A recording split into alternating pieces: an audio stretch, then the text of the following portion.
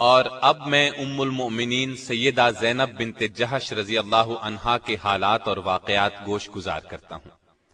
آپ کا نام برہ تھا، والد کا نام جہش اور والدہ کا نام امیمہ تھا، جو عبد المطلب کی صاحبزادی تھی۔ اس طرح سیدہ زینب نبی صلی اللہ علیہ وسلم کی سگی پھوپھی کی بیٹی تھی۔ امیمہ عبداللہ کی حقیقی بہن اور رسول اللہ صلی اللہ علیہ وسلم کی پھوپھی تھی۔ سیدہ زینب اسلام اور ہجرت کے اعتبار سے السابقون الاولون میں شامل ہیں۔ یہ بات واضح طور پر معلوم نہیں ہو سکی کہ آپ کی والدہ امیمہ نے اسلام قبول کیا تھا یا نہیں۔ ایک روایت کے مطابق اسلام قبول کر لیا تھا، لیکن دوسری روایت میں ہے کہ نہیں کیا تھا۔ آپ رضی اللہ عنہا کا نام برہ تھا، رسول اللہ صلی اللہ علیہ وسلم نے تبدیل کر کے زینب رکھا۔ نبی صلی اللہ علیہ وسلم کے نکاح میں آنے سے پہلے آپ کے منہ بولے بیٹے اور آزاد کردہ غلام سیدنا زید بن حارثہ کے نکاح میں تھی۔ چونکہ نبی اکرم صلی اللہ علیہ وسلم کی پھوپھی زاد بہن بھی تھیں اور عرب کا دستور یہ تھا کہ آزاد کردہ غلاموں کو اپنے لیے شرم کا باعث سمجھتے تھے، اس لیے آپ صلی اللہ علیہ وسلم نے جب اپنے آزاد کردہ غلام زید بن حارثہ کا پیغام دیا تو سیدہ زینب اور ان کے بھائی نے صاف انکار کر دیا۔ اس پر قرآن حکیم کی یہ آیت نازل ہوئی۔ وما كان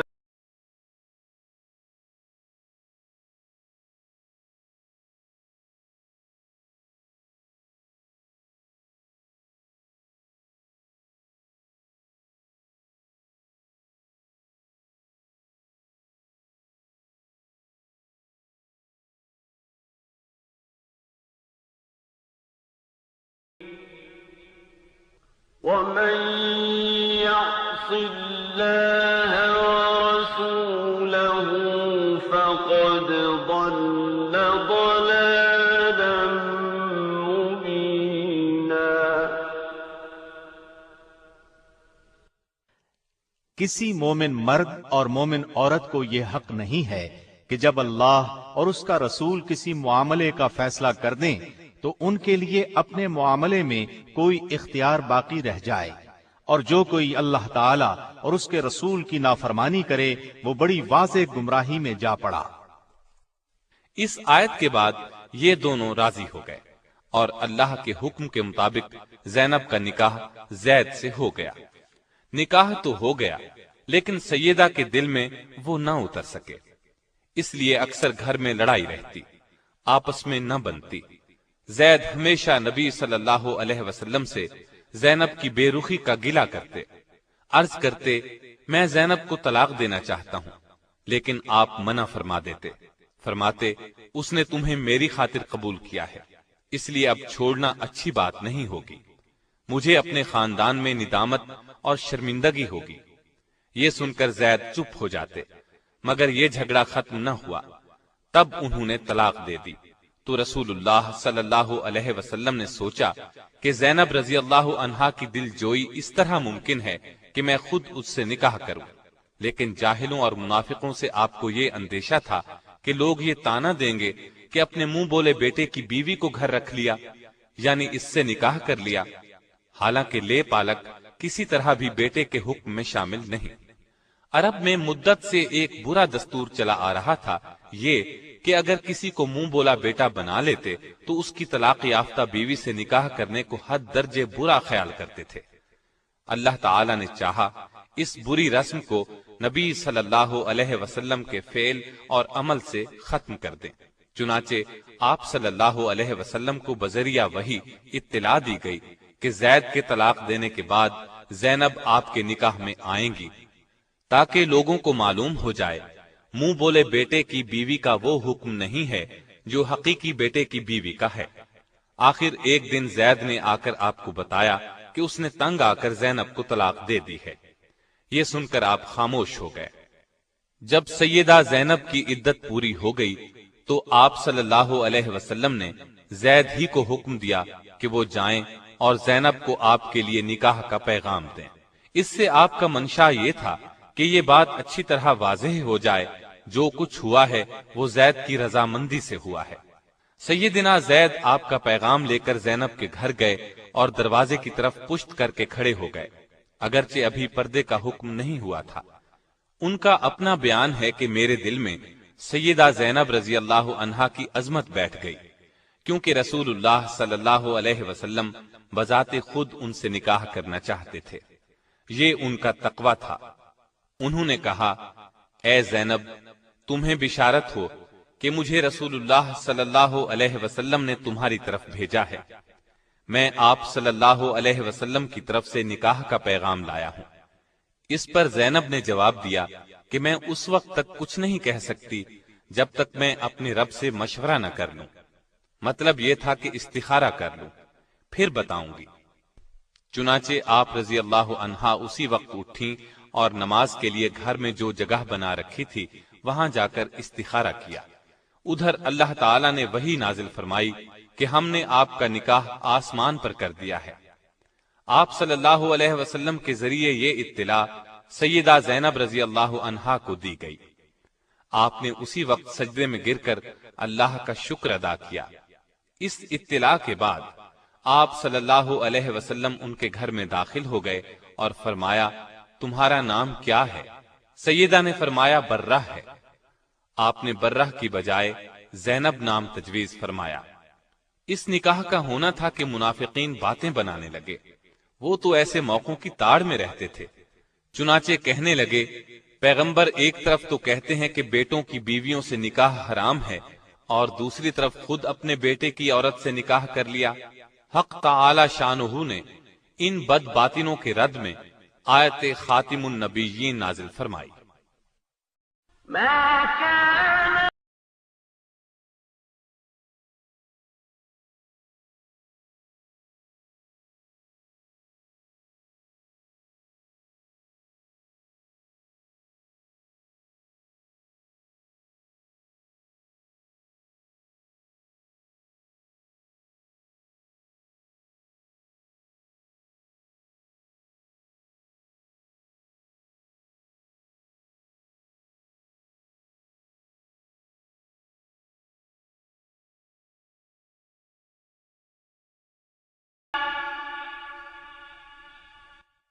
محمد صلی اللہ علیہ وسلم تمہارے مردوں میں سے کسی کے باپ نہیں ہیں، لیکن وہ اللہ کے رسول اور خاتم النبیین ہیں، اور اللہ تعالی ہر چیز کا خوب علم رکھنے والا ہے۔ اللہ تعالی کی طرف سے اس وضاحت کے بعد ان منافقوں کے منہ بند ہو گئے۔ سیدہ رضی اللہ عنہا کا نکاح مدینے میں 3 ہجری میں ہوا، ایک روایت 4 ہجری کی بھی ہے، بعض حضرات نے 5 ہجری بھی لکھا ہے۔ نبی صلی اللہ علیہ وسلم نے نکاح کے بعد ولیمے کا بھی اہتمام کیا، چنانچہ سیدنا انس رضی اللہ عنہ فرماتے ہیں، رسول اللہ صلی اللہ علیہ وسلم نے کسی بیوی کے ولیمے میں اس قدر اہتمام سے کام نہیں لیا جتنا سیدہ زینب کے ولیمے میں فرمایا۔ ایک بکری ذبح فرمائی، لوگوں کو دعوت ولیمہ دی، انہیں پیٹ بھر کر گوشت اور روٹی کھلائی، لوگ کھا کر چلے گئے، لیکن کچھ بیٹھے باتوں میں لگے رہے۔ آپ صلی اللہ علیہ وسلم نے زبان سے تو انہیں کچھ نہ فرمایا، لیکن وہاں سے اٹھ کھڑے ہوئے تاکہ وہ سمجھ جائیں، اور سیدہ عائشہ رضی اللہ عنہا کے حجرے میں تشریف لے گئے۔ انہوں نے آپ صلی اللہ علیہ وسلم کو مبارکباد دی، پھر تمام ازواج مطہرات کے حجروں میں تشریف لے گئے، سب کو سلام کیا، سب نے آپ کو مبارک دی، بالآخر وہ لوگ بھی اٹھ کر چلے گئے۔ ان کے اس قدر تاخیر سے جانے پر آیت حجاب نازل ہوئی۔ اس آیت کے نزول کے بعد آپ صلی اللہ علیہ وسلم نے دروازے پر پردہ لٹکا دیا اور لوگوں کو گھر کے اندر جانے کی ممانعت ہو گئی۔ سیدہ کے نکاح کی چند خصوصیات بھی سن لیں۔ جاہلیت کی یہ رسم کہ متبنہ حقیقی بیٹے کا حکم رکھتا ہے مٹ گئی۔ اسلامی مساوات کا شاندار اظہار ہوا، آزاد کردہ غلام اور آقا کا فرق ختم ہو گیا۔ اس نکاح میں پردے کا حکم نازل ہوا، نکاح کے لیے وحی آئی، یہ نکاح آسمانوں پر ہوا۔ سورہ احزاب کی آیت 37 سیدہ زینب رضی اللہ عنہا کے بارے میں نازل ہوئی۔ اس بنا پر سیدہ زینب دوسری بیویوں پر فخر کیا کرتی تھیں کہ تمہارے نکاح تو تمہارے گھر والوں نے زمین پر کیے، جبکہ میرا نکاح میرے رب نے 7 آسمانوں سے اوپر کیا۔ صدیقہ کائنات سیدہ عائشہ صدیقہ رضی اللہ عنہا خود فرماتی ہیں کہ میں نے ان سے زیادہ کسی عورت کو دیندار اور اللہ سے ڈرنے والا اور سچ بولنے والا نہیں پایا۔ ان سے زیادہ صلہ رحمی کرنے والا اور صدقہ خیرات کرنے والا کسی کو نہیں پایا۔ وہ محنت کر کے صدقہ کرتی تھی تاکہ اللہ کا قرب حاصل ہو۔ آپ صلی اللہ علیہ وسلم بھی سیدہ زینب کی بہت خاطرداری فرماتے، ان کی صفات کا لحاظ فرماتے۔ ایک روز آپ صلی اللہ علیہ وسلم نے ارشاد فرمایا تھا کہ تم میں سے سب سے جلد مجھ سے وہ ملے گا جس کا ہاتھ تم میں سے سب سے لمبا ہوگا۔ آپ کا اشارہ سخاوت کی طرف تھا، لیکن ازواج مطہرات نے اس کے ظاہری معنی مراد لیے اور اپنے بازوؤں کو ناپنا شروع کر دیا۔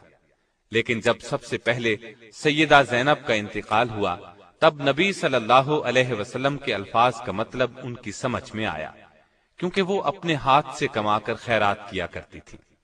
اپنا کفن بھی زندگی ہی میں تیار کر لیا تھا۔ آپ رضی اللہ عنہا کا انتقال 20 ہجری میں ہوا۔ اس وقت آپ رضی اللہ عنہا کی عمر 53 سال تھی۔ یہ سیدنا عمر فاروق رضی اللہ عنہ کی خلافت کا زمانہ تھا، اس لیے سیدنا عمر رضی اللہ عنہ نے نماز جنازہ پڑھائی۔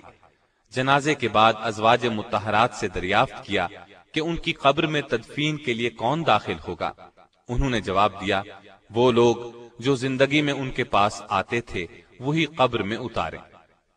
چنانچہ سیدنا اسامہ بن زید، سیدنا محمد بن عبداللہ بن جہش اور عبداللہ بن ابی احمد بن جہش اور محمد بن طلحہ نے انہیں قبر میں اتارا۔ آپ رضی اللہ عنہا کو جنت البقیع میں دفن کیا گیا۔ نبی صلی اللہ علیہ وسلم کے ساتھ نکاح کے وقت ان کی عمر 35 سال تھی۔ 37 سال کی روایات بھی ملتی ہیں۔ آپ کے انتقال پر سیدہ عائشہ نے فرمایا، افسوس، آج ایسی عورت گزر گئی جو پسندیدہ اوصاف والی، عبادت گزار اور یتیموں اور بیواؤں کا سہارا تھی۔ انتقال کے بعد آپ نے ایک مکان یادگار چھوڑا۔ آپ کے اس مکان کو خلیفہ ولید بن عبد الملک نے اپنے زمانہ حکومت میں 50,000 درہم میں خرید کر مسجد نبوی میں داخل کیا۔ آپ رضی اللہ عنہا نے بہت کم احادیث روایت کی، صرف 11 احادیث کتب میں ملتی ہیں۔ آپ میں تقوی غضب کا تھا، عبادت کا خاص شوق تھا۔ عبادت نہایت خشوع اور خضوع سے کرتی تھی، کثرت سے روزے رکھتی تھی، اپنے ہاتھ سے کماتی تھی اور جو کماتی تھی سب مساکین پر صدقہ کر دیتی تھی۔ سیدنا عمر فاروق نے جب پہلی مرتبہ سیدہ زینب کو وظیفہ بھیجا تو انہوں نے خیال کیا کہ یہ سب ازواج مطہرات کا ہے، اور فرمایا، اللہ عمر کی مغفرت فرمائے، وہ خود ہی تمام امہات المومنین میں تقسیم کر دیتے۔ اس پر لوگوں نے بتایا، یہ سب آپ کا ہے۔ سیدہ زینب نے فرمایا، سبحان اللہ، پھر اپنے اور اس مال کے درمیان میں ایک کپڑے کا پردہ ڈال دیا۔ پھر مال لانے والوں کو فرمایا کہ اس کو یہاں ڈال دو اور اس پر ایک کپڑا ڈال دو۔ پھر فرمایا، اب کپڑے کے نیچے ہاتھ ڈال کر جتنا ہاتھ میں آئے وہ لوگوں میں تقسیم کرتے جائیں۔ اس طرح کپڑے کے نیچے سے مٹھی بھر بھر کر مال لوگوں میں تقسیم کر دیا گیا۔ سیدہ عائشہ فرماتی ہیں کہ میں نے کوئی عورت زینب سے زیادہ دیندار، پرہیزگار، سچی اور سخی نہیں دیکھی۔ اللہ کی رضا حاصل کرنے کے لیے ہر دم سرگرم رہتی تھی۔ البتہ مزاج میں ذرا تیزی تھی، جس کی بنا پر انہیں جلد ندامت بھی ہوتی تھی۔ سیدہ عائشہ فرماتی ہیں، جب سیدہ زینب کا انتقال ہوا تو مدینے کے فقراء اور مساکین میں ہلچل مچ گئی، کیونکہ ان کی ہمدرد، غم گسار اور ان کے لیے دونوں ہاتھوں سے بے دریغ مال لٹانے والی جو چل بسی تھی۔ اللہ تعالیٰ کی ان پر ہزارہا رحمتیں ہوں۔